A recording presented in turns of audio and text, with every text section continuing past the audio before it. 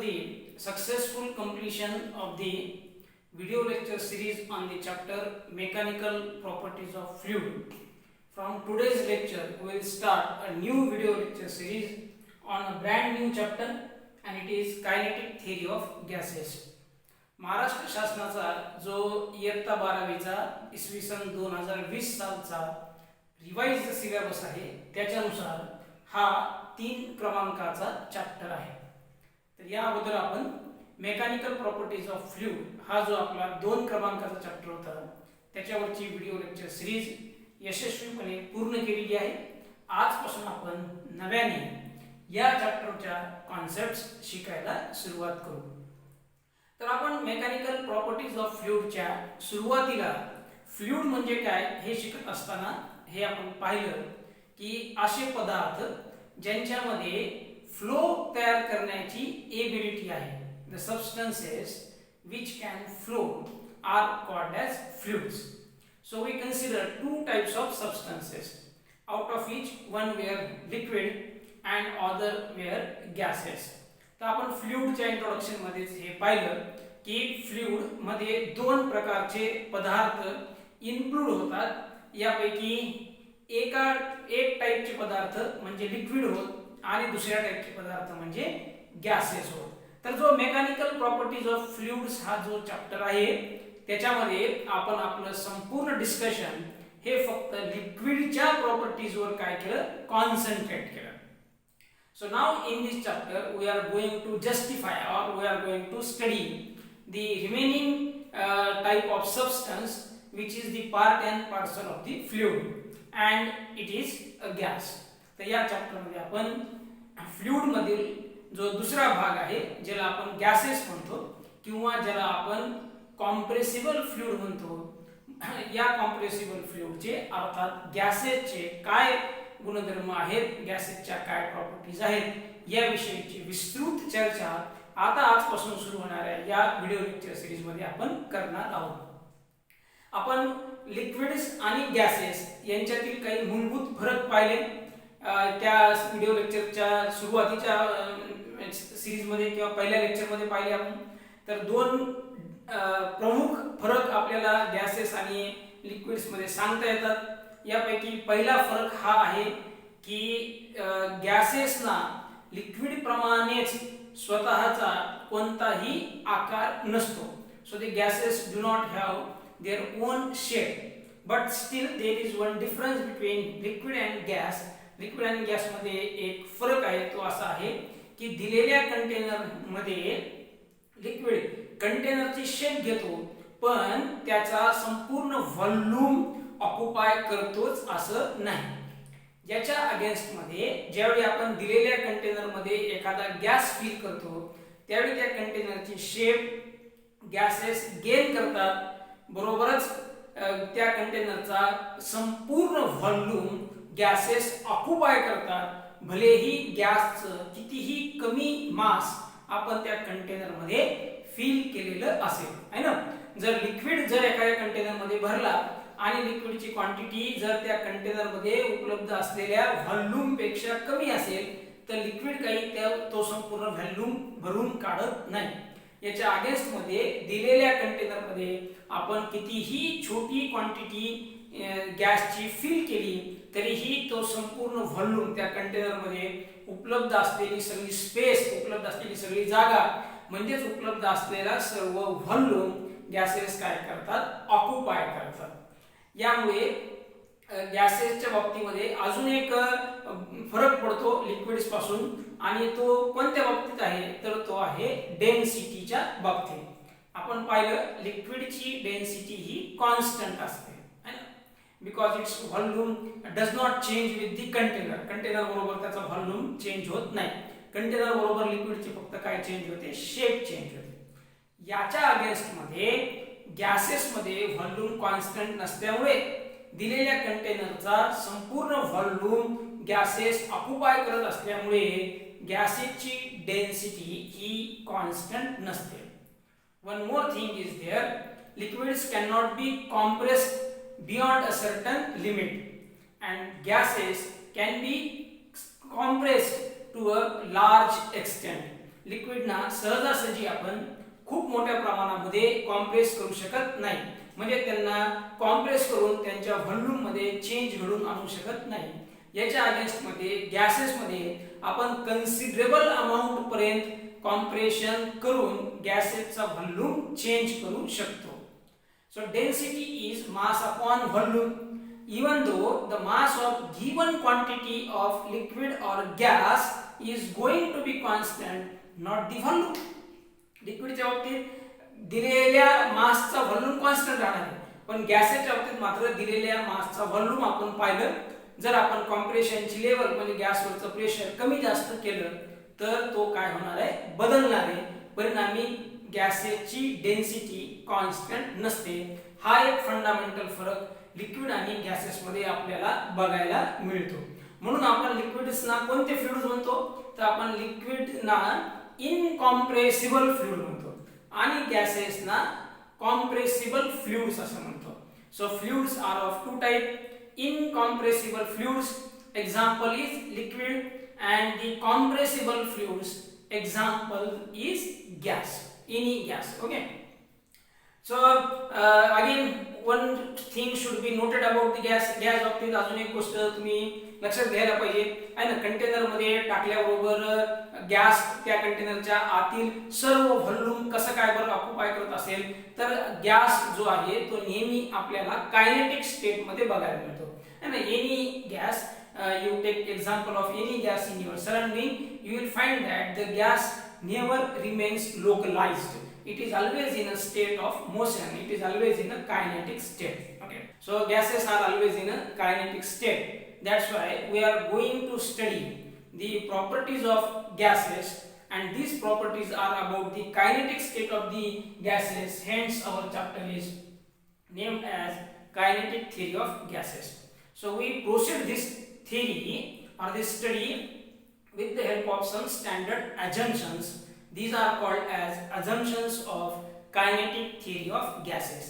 तर ही थिअरी अभ्यासण्यासाठी आपण काही assumptions गृहीत धरणार आहेत. काही गॅसेसच्या प्रॉपर्टीज ज्या कोणताही गॅस कमी जास्त प्रमाणामध्ये कमी जास्त डिग्रीमध्ये फॉलो करतो, तर या प्रॉपर्टीजना आपण आपल्या थिअरीचे फंडामेंटल assumptions म्हणून काय करणार आहेत, शिकणार आहेत किंवा गृहीत धरणार आहेत. So these assumptions are of two type.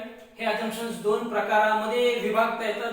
यापैकी पहिला टाइप आहे the assumptions about nature of gas molecules, आणि दुसरा टाइप आहे the assumptions about random motion of the gas molecules. यापैकी ही जी पहिली टाइप आहे नेचर ऑफ गॅस मॉलिक्युल्स, तर गॅस मॉलिक्युलचं नेचर का कशा पद्धतीने असतं या संदर्भातले आपण अझम्पशन्स सुरुवातीला स्टेप बाय स्टेप स्टडी करू. So out of which the first assumption states us that any gas is consist of large number of extremely small particles and these particles are called as molecules. So any gas, कोणताही gas हा large number of extremely small particles पासून बनलेला असतो आणि या पार्टिकल्सना आपण molecules असं म्हणतो. The second assumption, the molecules are rigid and perfectly elastic spheres of small diameter. So second assumption states that, दुसरं assumption आपल्याला हे सांगतं की हे मॉलिक्युल्स कसे आहेत, तर हे मॉलिक्यूल शेप मध्ये स्फेरिकल आहे. त्यानंतर ते कसे रिजिड आहेत, म्हणजे जरी त्यांच्यावर कोणत्या प्रकारचा इम्पॅक्ट झाला किंवा त्यांचं कोणासोबत कोलिजन झालं किंवा त्यांच्यावर एक्सटर्नल फोर्स ऍक्ट झाला तर त्यांच्या या शेप मध्ये बदल होत नाही किंवा या एक्सटर्नल फोर्सच्या ऍक्शन मध्ये किंवा दबावाखाली ते ब्रेक होत नाही. So we say that molecules are rigid and these are perfectly sphere and of very small diameter. तर यांची ज्योमेट्रिकल शेप ही स्फेरिकल आहे आणि त्यांचा डायमीटर हा एकदम लहान आहे. म्हणजेच गॅसचे मॉलिक्युल्स हे गॅसचे एकदम स्मॉल मायक्रो किंवा सूक्ष्म पार्टिकल्स आहेत. Next assumption is that all the molecules of a same gas are identical in shape, size and mass. दिलेल्या गॅस मधील सर्व मॉलिक्यूल, आपण जो कोणता गॅस कन्सिडर करत आहोत त्यातील सर्व मॉलिक्यूल्स हे आयडेंटिकल आहेत. म्हणजे सगळ्यांची शेप सारखी आहे आणि सगळ्यांची डायमीटर सारखी आहे, सगळ्यांचं मास सुद्धा काय आहे, सारखं आहे. So the all molecules of a gas, all molecules of the same gas are identical कशामध्ये, शेप मध्ये, साइज मध्ये आणि मास मध्ये. तर सगळ्यांची शेप कशी आहे, स्फेरिकल. समजा एखाद्या मॉलिक्युलचा डायमीटर जर डी असेल तर उर्वरित सर्व मॉलिक्युलचं डायमीटर त्या गॅसमध्ये काय असेल, डीच असेल. आणि एखाद्या मॉलिक्युलचं मास जर स्मॉल एम असेल तर उर्वरित सर्व मॉलिक्युलचं मास सुद्धा काय असेल, स्मॉल एम असेल. So all the molecules in a gas mass are in a given gas are identical in shape, size and mass. And next and last assumption about the nature of gas molecules is that the actual volume occupied by the gas molecules is very small as compared to volume occupied by the gas. समजा या ठिकाणी आपल्याला एखादं container दिलेलं आहे आणि या container मध्ये समजा आपण एखादा गॅस फिल केलेला आहे. तर आपण चर्चा केल्याप्रमाणे या कंटेनरचं समजा व्हॉल्यूम कॅपिटल व्ही असेल तर गॅसनी ऑक्युपाय केलेला व्हॉल्यूम किती असेल याच्यामध्ये फिल केलेल्या, तर volume of container is equals to volume of gas. म्हणजे या कंटेनरच्या पूर्ण व्हॉल्यूम मध्ये सगळीकडे गॅस भरलेला आहे. मग याचा अर्थ या व्हॉल्यूम मध्ये सगळीकडे गॅसचे मॉलिक्युल्स भरलेले आहेत का, तर त्याचं उत्तर आहे नाही. कारण हा काही सॉलिड नाही जेणेकरून मॉलिक्युलचे एकमेकांच्या एकदम जवळ असते. Total volume occupied by gas च्या तुलनेमध्ये volume occupied by the molecules is very small. म्हणजे मॉलिक्युल्सनी सर्व व्हॉल्यूम ऑक्युपाय केलेला नाही. इथे एखादा मॉलिक्युल असेल, इथे एखादा मॉलिक्युल असेल, इथे असेल, इथे असेल, अशा पद्धतीने हे व्हॉल्यूम दूर दूर असते. परिणामी काय होईल, परिणामी समजा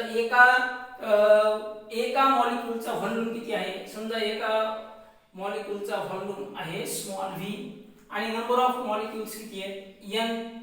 तर total volume of these molecules किती झाला, एन व्ही. तर व्हॉल्यूम ऑफ गॅस आणि व्हॉल्यूम ऑफ मॉलिक्युल सेम आहे का, तर त्याचं उत्तर आहे नाही. Volume of gas, volume occupied by gas is greater than the volume occupied by the molecules. असं कशामुळे शक्य होऊ शकतं, तर मॉलिक्युल्स मध्ये काय असतो, प्रचंड स्पेस असतो. या अजम्पशनचा अर्थ काय आहे, या अजम्पशनचा अर्थ आहे की गॅसचे मॉलिक्युल्स हे एकदम क्लोजली, हे एकदम डेन्सली पॅक्ड नाहीत, तर ते एकमेकांपासून दूर दूर अंतरावर आहे. त्यांच्यातलं अंतर हे एवढं जास्त आहे की त्यांच्या आतमधील मॉलिक्युलर फोर्स ऑफ अट्रॅक्शन हा सुद्धा कन्सिडरेबल नाही है ना. So the fourth assumption reveals us that the molecules are not densely packed and they are considerably away from each other.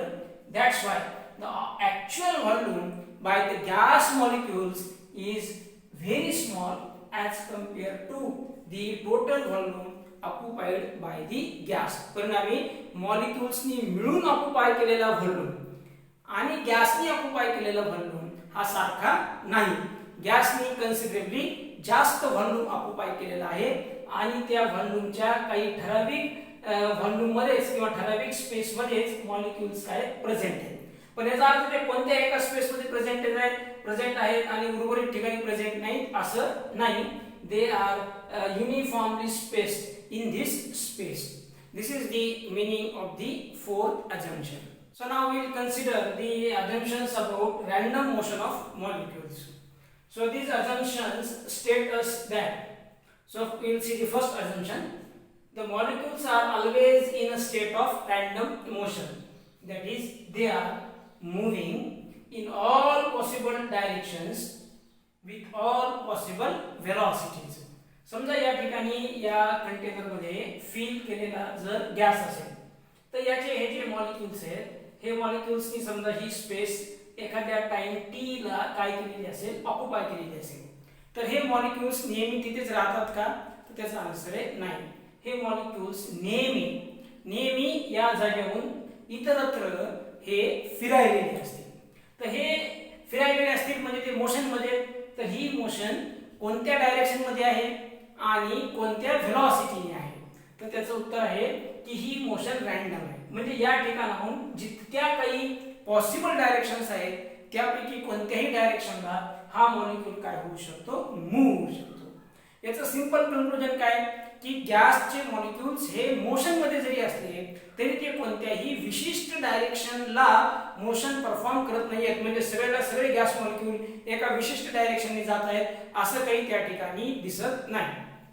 याऐवजी त्या कंटेनरच्या आतमध्ये गॅसचे सर्व मॉलिक्युल्स हे ज्याही दिशांना शक्य आहे त्या सर्व दिशांना ते रॅन्डमली मूव्ह व्हायलेले असतात आणि त्यांच्या व्हेलॉसिटीज सुद्धा कशा असतात, रॅन्डम असतात. म्हणजे सर्वांची व्हेलॉसिटी सारखी असते का किंवा ते एका विशिष्ट व्हेलॉसिटीने जातात का, तर त्याचं उत्तर आहे नाही. त्यांच्या मोशनची डायरेक्शन आणि त्यांच्या व्हेलॉसिटीचा मॅग्निट्यूड या दोन्ही गोष्टी कशा असतात, रॅन्डम असतात. That's why we say that the molecules are always in a state of random motion. That is, they are moving in all possible directions with all possible velocities. So next assumption is that due to their random motion, the molecules constantly collide with each other and also with the walls of container. आता या ठिकाणी हे जर सगळे molecules असं randomly फिरत असतील, कोणी कोणीकडे फिरायला आहे आणि त्याला काही ओरिएंटेशन नाहीये, त्याच्या मनात जिकडे आलं तिकडे तो पळायला आहे. एक प्रकारे या ठिकाणी काय मॉलिक्युलर कॅओस आहे. या ठिकाणी सगळ्या मॉलिक्युलची मिळून एक प्रचंड अशी गडबडाट किंवा त्यांचा एकूण काय आहे, गोंधळ आहे. परिणामी काय होईल, परिणामी एक मॉलिक्यूल असा इकडे जात असेल तर दुसरा मॉलिक्यूल इकडे जाईल आणि कुठेतरी या दोघांची काय होईल, कोलिजन होईल. अशा पद्धतीने हे मॉलिक्युल्स नेहमी सातत्याने वारंवार एकमेकांसोबत काय व्हायलेले असतात, कोलाइड व्हायलेले असतात. त्याचबरोबर या कंटेनरच्या वॉल सोबत सुद्धा ते काय होतात, कोलाइड होतात. So these molecules collide with the walls of the container also. But you should keep in mind that these collisions are perfectly elastic. हे कोलिजन कसे असतात, परफेक्टली इलास्टिक असतात. म्हणजे या कोलिजन मुळे मॉलिक्युल्स कडे जी कायनेटिक एनर्जी आहे तिचा लॉस होत नाही. So these are not imperfect collisions so that there will be loss of kinetic energy. So rather these are the perfect collisions. That's why the molecule does not lose any of its kinetic energy in between the collision. या collision मुळे generally आपला अनुभव कसा असतो, आपण जर motion मध्ये असो आणि जर आपल्या मार्गामध्ये काही अडथळा आला किंवा कशाची धडक बसली तर आपल्या कायनेटिक एनर्जीचा काय होतो, लॉस होतो. असं या मॉलिक्युल्स बाबतीत होत नाही, because these collisions are elastic. आणि ऑलरेडी आपण 11th ला आपला जो फोर्स चॅप्टर आहे त्याच्यामध्ये दोन प्रकारचे कोलिजन शिकलेलो आहोत, एक elastic collision and inelastic collision. What is difference between these two?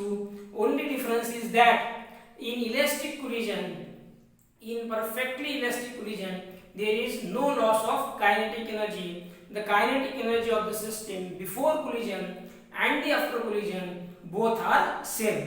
Whereas in inelastic collision, which is not perfectly elastic, the kinetic energy of system before collision and after collision are not same. After collision, the kinetic energy of the system reduces because there is loss of kinetic energy into the collision.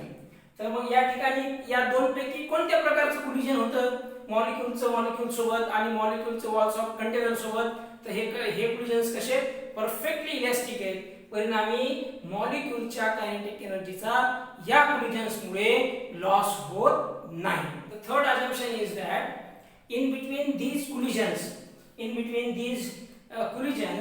the molecule travels path which is a straight line.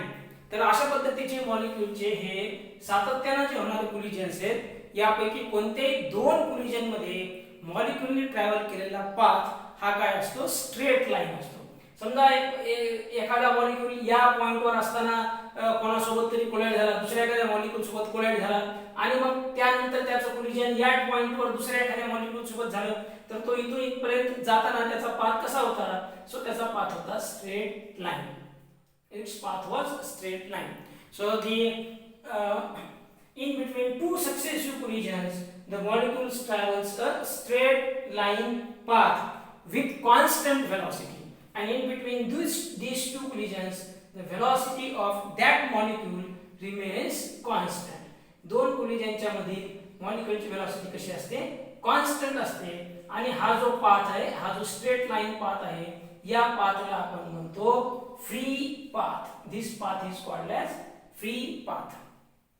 Next and last assumption is that the time taken for collision is very small as compared to time required to cover the free path. म्हणजे या ठिकाणी त्याचं पहिलं collision झालं तर या collision करता लागलेला वेळ, या ठिकाणी दुसरं कोलिजन झालं, याही कोलिजनला लागलेला वेळ, हे जे कोलिजन साठी लागलेले दोन्ही ठिकाणची जे वेळ आहे ते खूपच लहान आहेत. कशाच्या तुलनेमध्ये हा दोन कोलिजन मधला जो फ्री पाथ आहे, हा फ्री पाथ ट्रॅव्हल करण्यासाठी मॉलिक्यूलला जो वेळ लागतो त्याच्या तुलनेमध्ये ऍक्च्युअल कोलिजनला लागणारा वेळ हा खूपच कमी असतो. थोडक्यात आपल्याला या ठिकाणी काय म्हणायचं आहे की हे कोलिजन्स कसे असतात तर ते इन्स्टंटेनियस असतात. So that the time for collision is extremely small as compare to time to travel the free path.